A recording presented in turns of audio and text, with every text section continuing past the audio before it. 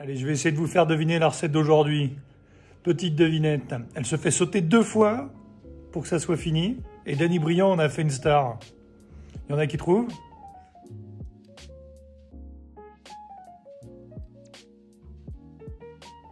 Eh ben, c'est la crêpe Suzette. Voilà.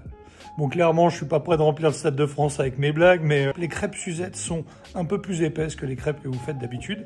Voilà, et je mets plus d'œufs. C'est parti.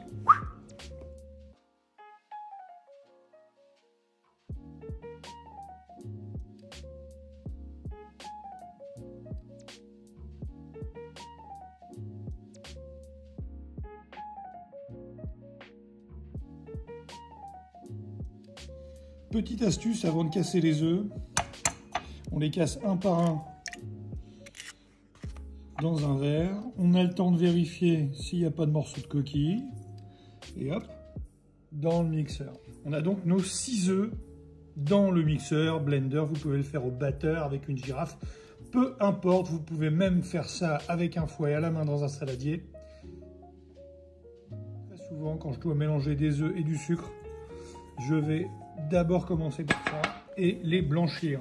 Donc vous allez voir, là on va mettre le truc à tourner 3 minutes et vous verrez ce que ça s'appelle que blanchir des œufs. Alors, ça s'appelle blanchir des œufs parce que quand on les a assez mélangés, la préparation devient blanc. Voilà. Donc repère visuel dans le nom immanquable. Vous prenez votre gousse de vanille et vous venez la couper en deux comme ça. Une fois qu'elle est coupée en deux,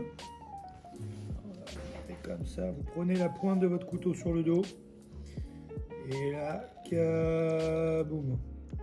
Plus votre vanille est fraîche, plus elle sera moelleuse dedans et plus il y aura 2 petites graines. Voilà. On va aller mettre la demi-gousse là-dedans. Hop, là, là, vous gagnez 2 points. Là. Par-dessus la vanille, on va rajouter notre farine. Voilà. Boum. Il n'y en a plus, tout est dedans. Petit conseil, quand vous remettez le mixeur, le batteur en marche, tout doucement, et vous n'oubliez pas le bouchon, parce que c'est un coup à foutre de la farine jusqu'au plafond, ça. L'avantage de faire les crêpes au mixeur, c'est qu'on n'a pas besoin de se faire chier à tamiser la farine pendant 3 plombes pour pas avoir de grumeaux. Les grumeaux, on les mixe. N'en déplaise aux puristes, il n'y a pas un grumeau dans ma pâte à crêpes, elle est parfaitement lisse et brillante. Entre temps, j'avais mis mes 60 g de beurre à fondre. Pas de coloration pour le beurre fondu. Et voilà, super. On ajoute toujours le beurre fondu en mouvement. Batteur, mixeur, de manière à ne pas cuire nos œufs dans la pâte. Kaboum. On va ajouter le lait. Le chef en met partout. Ouais, c'est comme ça. J'en ai mis partout. Et partout, genre comme un chef, partout dedans quand même. Pour finir la pâte à crêpes, on ajoute le Grand Marnier et on va zester des oranges. Allez, Grand Marnier.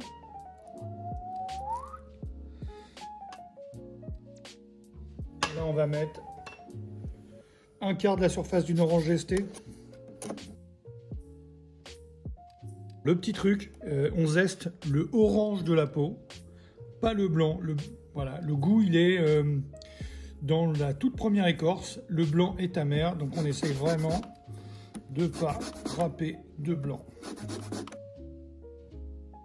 Votre pâte, vous la sortez comme on gâche rien parce qu'on vient de prendre la peine de faire. Voilà, elles sont là les 2 dernières crêpes, elles sont dans le fond. Le geste le plus important de la recette, on goûte. Ça doit être bon une pâte crue. Ça doit être bon avant cuisson une crêpe. Et toutes les pâtes en général.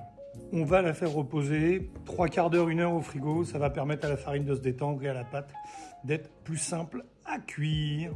Interdiction de goûter avec les doigts pendant le coronavirus. Je viens de le faire, mais interdiction de le faire. Interdiction.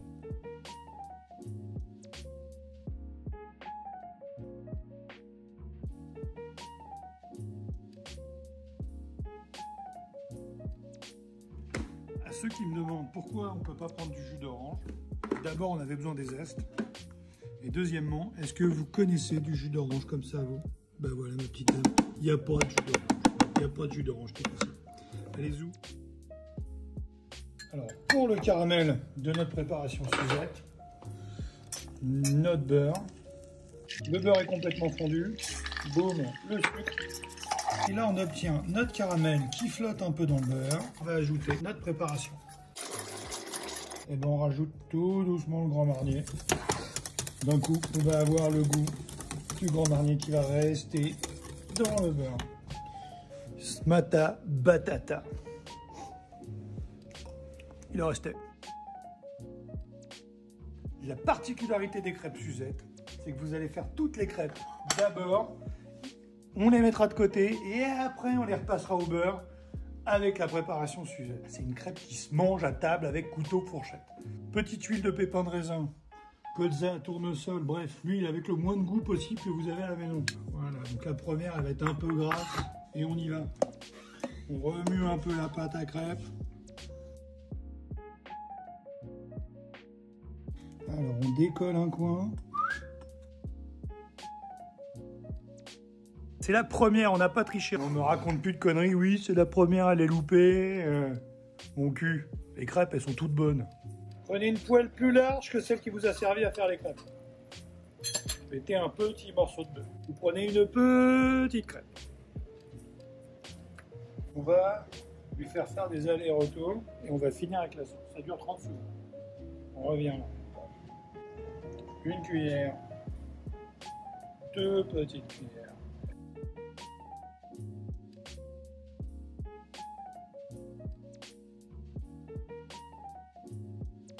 Et il n'y a plus qu'à manger.